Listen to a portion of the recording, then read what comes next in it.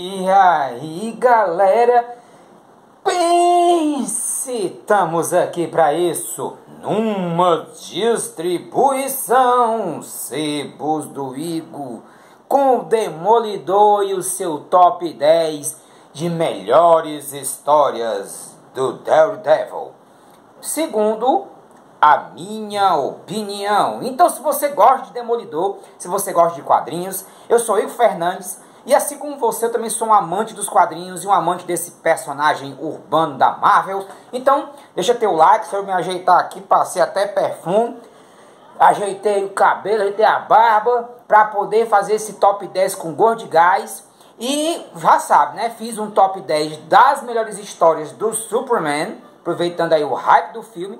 E para quem tá ansioso para a nova temporada, nova série do Demolidor, pelo MCU, então simbora aviões conhecer alguma dessas histórias.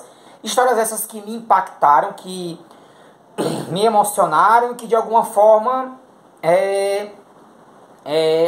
acho que de alguma forma tem ali, né, eu tenho um laço com essas histórias, portanto, por isso que elas são as minhas histórias, as minhas melhores histórias do personagem, tá bom? Então, sem mais delongas, em 10º lugar, Demolidor, o Diabo da Guarda.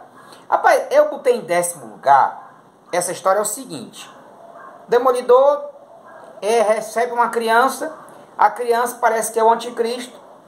Uma série de acontecimentos ruins vai acontecendo com ele, até ter uma grande reviravolta, um grande plot twist. O que eu gosto dessa história é que ela traz personagens do cast que nós gostamos. Você tem a volta da Karen Page, você vai ter a aparição da mãe do Demolidor. Quem não conhece outras histórias que eu vou citando, não vou dizer quem é. Você vai ter várias subtramas do personagem, mas basicamente é uma história muito bem desenhada e com, digamos, até o seu início, né, momentos memoráveis. Mas ela está no 10º lugar por eu não gostar muito do final. Aí realmente eu assumo aqui que é uma questão de gosto. Para alguns vai ser surpreendente, inesperado. Quem não conhece essa história vai realmente se surpreender. Mas para mim eu não gostei apesar disso. Por isso está em 10º lugar. Mas ela é muito importante para o cânone do personagem, porque acontece uma famigerada morte, que é justamente essa morte que vai desencadear ali a fase do Demolidor nas mãos do Brian Michael Bendis / Ed Brubaker, ali já no meio dos anos 2000.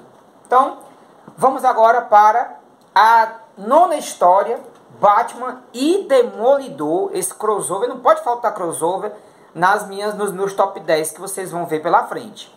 Teve também na do Superman, não pode faltar também a do Demolidor. Diga-se de passagem, mais o segundo do que o primeiro. O primeiro é mais ou menos, mas fica aí para um outro momento comentar sobre. E o segundo, perdão, ele é muito mais bem elaborado. Claro, não estica muito a baladeira, o que eu acho um pecado. Ter esses dois personagens juntos e você não tem uma história mais elaborada, que realmente explora a questão do suspense, da investigação, que é característica também dos dois, e que talvez é o que mais une esses dois personagens. Já fiz vídeo dessas duas histórias, aliás, dessa história que diga. E aí, enfim, cafuca aí, Demolidor, Batman Demolidor, Sebos do Igor, que você acha? Eu faço uma análise mais profunda dessa história. Vamos lá. Em 8º lugar, a história Neblina, que você encontra nesse encadernado chamado Demolidor Amor em Vão. Neblina também é uma história de morte, mas que confunde o Demolidor. Você vai ter a Heather, que é a ex-namorada do Demolidor da época da fase do Frank Miller, estando realmente no seu auge da sua decadência. É o início do fim para a Heather. E aí ela pede para o Demolidor ir visitar ela. E aí você vai ter uma história muito bem desenhada pelo David Mazzucchelli, o mesmo artista de Batman no 1 e Queda de Murdoch. Então você vai ter também o Demolidor perdendo, né, uma vítima morre porque ele está ocupado cuidando da Heather. Ele culpa a Heather, mas mal imagina ele que vai acabar encontrando uma situação muito difícil para ele em relação a Heather. Também não posso contar, eu acho que eu quase contei aí, ficou quem pegou, pegou aí, né? Quem não pegou não conta não. E nessa arrumação, ele acredita que outras pessoas são responsáveis por isso que aconteceu com a Heather. E aí, quando ele descobre que na verdade é ele que causou diretamente o que aconteceu com ela, aí já é tarde. A história causa um impacto porque, para quem realmente acompanhou a fase do Frank Miller como um todo, que eu vou mostrando mais pra frente, que ela vai estar no top 10, isso é um fato. Mas quais histórias aí você tem que me acompanhar. Mas o fato é que ela não é tão especial quanto uma Gwen Stacy, mas acaba sendo interessante porque ela é uma namorada do Demolidor que coloca em xeque até a própria, digamos, a própria hombridade dele, porque ele era muito relapso com ela em muitos momentos desse run do Frank Miller. Então vamos lá. Você vai ter aqui em décimo, em nono, em oitavo, em sétimo lugar, Demolidor, o Homem Sem Medo. Não posso deixar isso aqui ficar de fora, porque querendo ou não, essa reformulação da origem do personagem pelas mãos do Frank Miller com a arte do John Romita Jr. é uma obra de arte lindíssima. Isso aqui é um negócio de outro mundo. Então, querendo ou não, você vai ter vários grandes momentos do personagem. E tudo é muito mais bem estruturado, tudo é muito bem colocado. Eu só acho assim que talvez o que se perdeu um pouco, ou o que talvez não causou um impacto melhor para mim, é o fato de que algumas coisas acabam soando muito como enrolação. E tem uma página que eu sou doido para mostrar. Peraí. E acaba que assim, alguns trechos me dão uma sensação esquisita de enrolação. Tá aqui. Mas eu não sei. Talvez eu precisasse ver que talvez esses momentos que me dão essa sensação de enrolação são necessários para criar novas camadas, né? Mas é uma origem que trouxe ali, por exemplo, é um dos materiais que mais inspiraram até a própria série da Netflix. Então não dá pra você fugir muito dela, meio que você queira, né? Mas a verdade seja dita, é muito legal. Eu gostei para um caramba dessa origem. E embora o meu encadernado não seja dos melhores, né? Mas foi isso, foi o que eu consegui pegar nessa loucura toda de conseguir pegar nos seus devidos formatos. Vamos lá.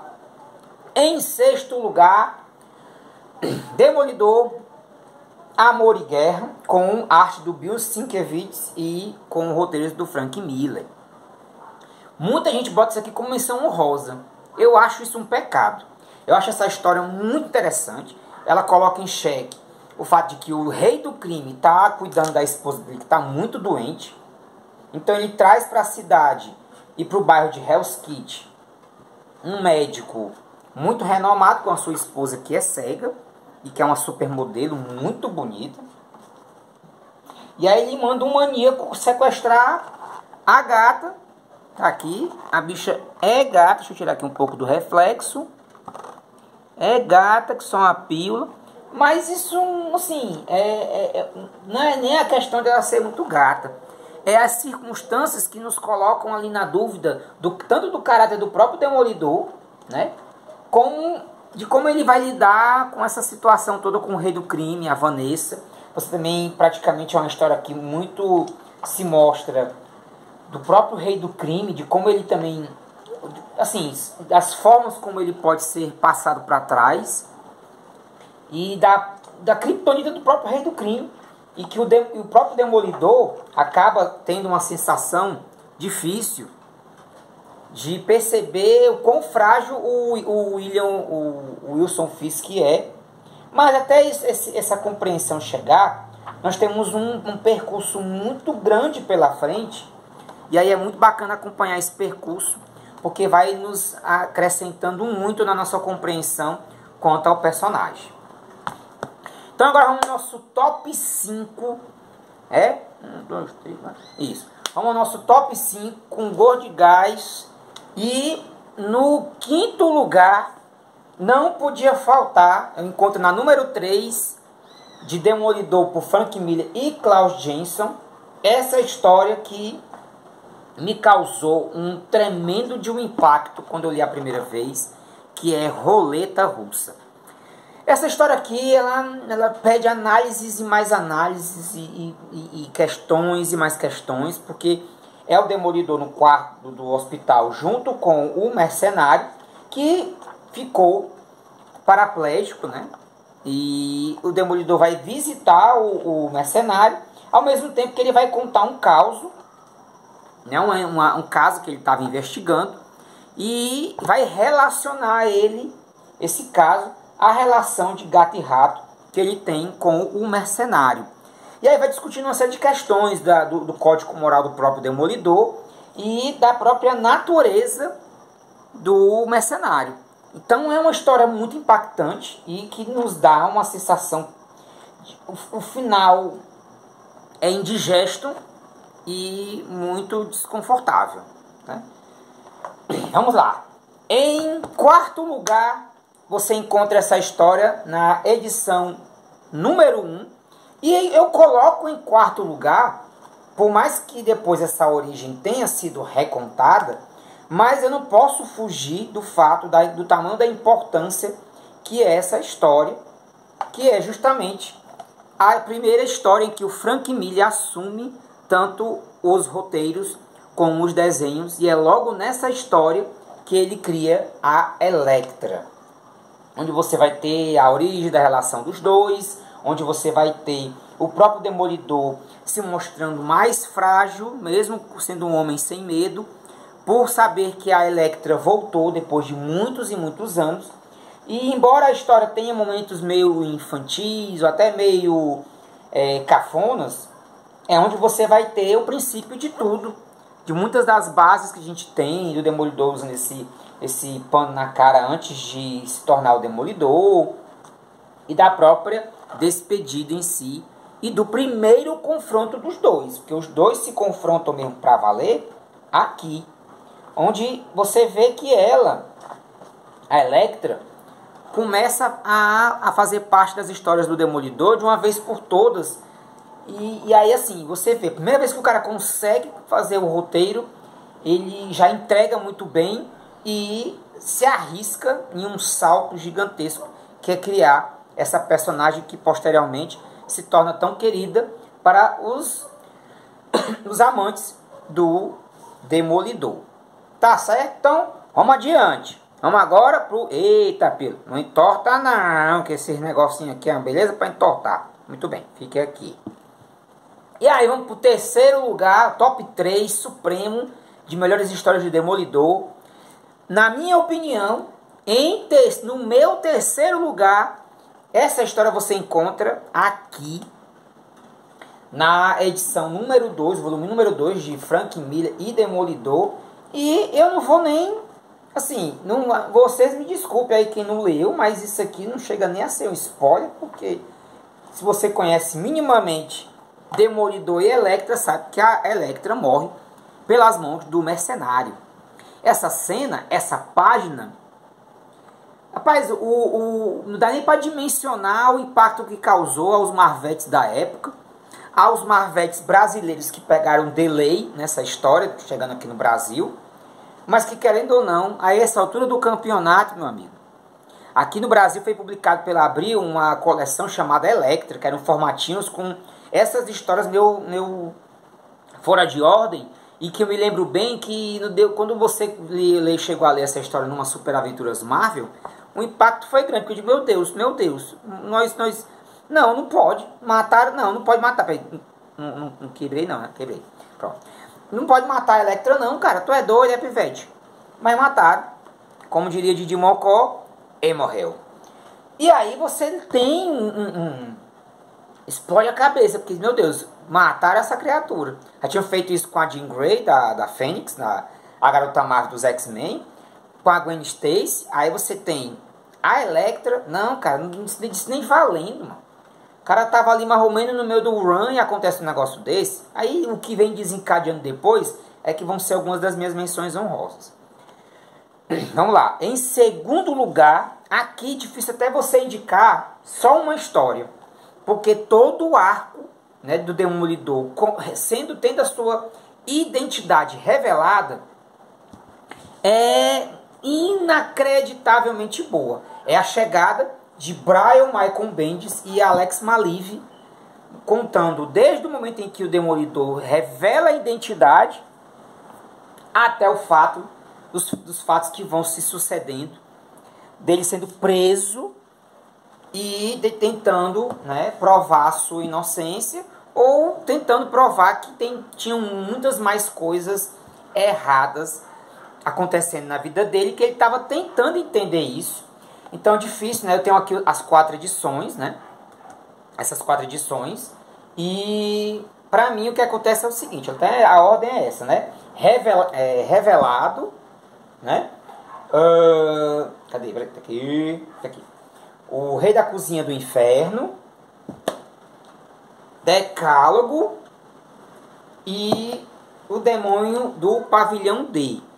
Aqui inclusive você já vai ter a parte também que cabe ao run do Ed Brubaker, com a arte do Michael Lark, que participou também da equipe criativa de desenhistas de Gotham, Departamento de Polícia de Gotham, né, o DPGC. E você tem a continuação, claro, do Ed Brubaker, mas geralmente essas edições elas são vendidas como se elas fossem ônibus. Então a galera vende cada uma delas por R$300. É uma roubalheira, é uma sacanagem, é uma criminalidade desses mercenários livres. E aí tem mais outros 2 encadernados que eu não tenho em mãos, que é a parte do demônio e a volta do rei do crime. Mas a história principal que se remete ao revelado, né, ao Demolidor revelado, e as tramas que se envolvem nisso, você encontra nessas 4. O último eu já garanto que é muito difícil de encontrar. Eu tive sorte de pegar esse último. Eu sempre digo, faço questão de dizer, para esfregar na cara dos mercenários. No sebo do Jones por R$90. Foi um milagre. Até o Quero nesse dia não tava lá no grupo para dizer que quer e não deixar ninguém comprar. Então, tu acha certo isso que tu fez, cara? Então, o que acontece? Vamos botar. Em primeiro lugar, é o óbvio do óbvio, ou como diria Nelson Rodrigues, o óbvio volulante. Até eu, se tivesse me assistindo, se não indicasse a queda de Murdoch em primeiro lugar, eu mesmo nos meus comentários, eu iria me auto-xingar a mim mesmo. Digo, não, cara, vá pra casa do Chico, você não indicar a queda de Murdoch, porque assim, ó, não tem pra onde correr. Não tem pra onde correr. Essa história criada pelo Frank Miller, desenhada pelo David Mazzucchelli, a arte é perfeita, o roteiro é incrível, todas as bases de desconstrução do personagem acontecem aqui. Tudo o que acontece na fase do Bendis e do Ed Brubaker é pegando por base aqui, nessa queda de Murdoch. O que acontece em Diabo da Guarda, o que acontece na fase do Mark Waid, tudo vem daqui. Ah, mas é a fase do Frank Miller, aquela primeira fase. Ela deu muitas das bases importantes de construção. Aí de desconstrução, meu amigo, é queda de Murdoch. Queda de Murdoch é uma cor tão barra pesada que ela vai para além do Demolidor. Na Marvel, ela é um top 10 de melhores histórias da Marvel, no mínimo. E aí você vai ter o Wilson Fisk descobrindo a identidade do Demolidor e destruindo a vida dele em todos os aspectos que você possa imaginar. E aí é onde o Demolidor reencontra a Karen Page, descobre que a Karen Page foi a causa de tudo isso que aconteceu na vida dele. Apesar disso, ele acolhe a Karen Page e ele vai dar a volta por cima, ao mesmo tempo que vai ficar muitas lacunas sobre o que fazer agora que o Wilson Fisk sabe a identidade do Demolidor. Então, aqui dá a largada, né, assim, dá o sinal de largada para uma fase do Demolidor muito difícil, muito interessante e muito instigante. E após, inclusive, uma das minhas menções honrosas, a fase da Anne Innocent, está sendo publicada pela saga do Demolidor, que você já pode, até com uma leitura de Lei Queda de Murdoch, já emendar na saga. Outra menção honrosa que eu não tenho é Demolidor Echo. Também é uma história muito interessante. Talvez esteja muito aquém de quem leu essas histórias, mas eu acho que é preciso realmente que você tenha lido tudo isso para entender as camadas dessa história chamada Demolidor Echo. Também indico como menção honrosa. Nossa, são muitas menções honrosas que passam pela minha cabeça. Eu acho que como menção honrosa também, que faz parte da minha caça, que eu sou doido para encontrar, é Demolidor Fim dos Dias, que é uma espécie de what if, de como seria o final da vida do Demolidor. Mas é isso. Eu fico por aqui. Né? Essa foi a minha... Eita pílula! Essa aqui foi meu top 10 de melhores histórias do personagem. Se você concorda, se você discorda, coloca nos comentários, mas com educação, por favor. Mas é isso. Essa foi meu top 10. Essa é a forma como eu enxergo esse personagem. E a forma como eu aprendi a ler esse personagem depois de adulto, que eu não li ele quando eu era criança. Eu li uma história ou outra, mas como eu era muito católico na época, eu acabava recebendo muito dos meus coordenadores e pessoas envolvidas da igreja que eu não lesse um cara vestido de demônio. Mal sabia eu que se eu tivesse compreendido que ele era mais católico do que eu, talvez eu tivesse até aprendido mais com os princípios cristãos do personagem. Mas é isso. Muito obrigado. Fique com Deus. Eu vou ficar por aqui. Um bom domingo. E até a próxima. Não sei cantar a música de abertura dele.